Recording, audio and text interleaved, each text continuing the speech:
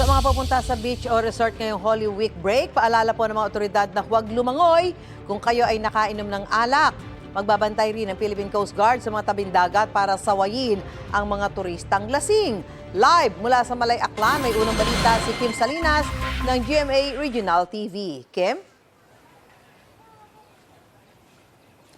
Susan, apektado rin ang tourist arrival sa isla ng Boracay dahil sa pagtaas ng produktong petrolyo. Sa kabila nito, nakaantabay pa rin ang mga otoridad sa inaasahang pagdagsa ng mga turista ngayong Holy Week. Unti-unti nang dumadagsa ang mga turistang tumatawid sa isla ng Boracay para magbakasyon ngayong Semana Santa. Sa datos ng PCG Aklan, simula noong March 26, nasa average na 7,000 hanggang 8,000 na mga turista ang dumarating sa isla kada araw.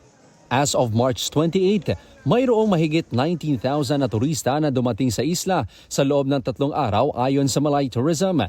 Base sa obserbasyon ng PCG, mas kaunti raw ang mga pasahero ngayong taon kung ihahambing noong 2025.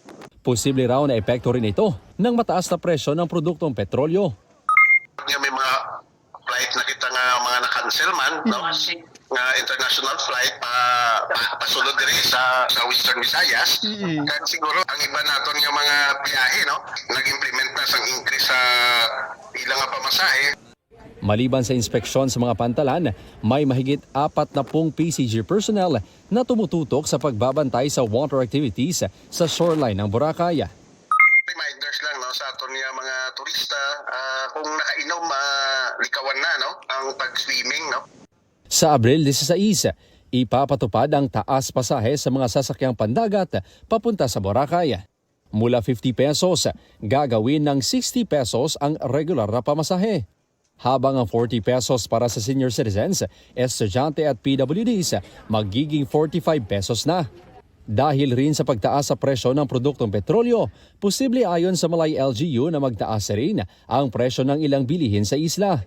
Kaya mahigpit itong tinututukan ng price monitoring team ng LGU. I would like to remind, no, aton nga mga negosyante, no, especially dahil sa pagbaligya sa mga produkto, no, kung hindi hindi makita mag-advantage, may existing kita nga mga batas, no, ang profit sharing, kung malakpan ka, so may salapton din.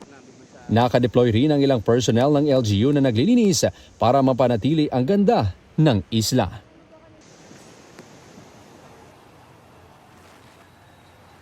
Susan, bukod sa water at nightlife activities, meron ding religious activities sa isla para sa mga gustong magnilay-nilay at manalangin ngayong Semana Santa. Susan? Maraming salamat, Kim Salinas ng GMA Regional TV.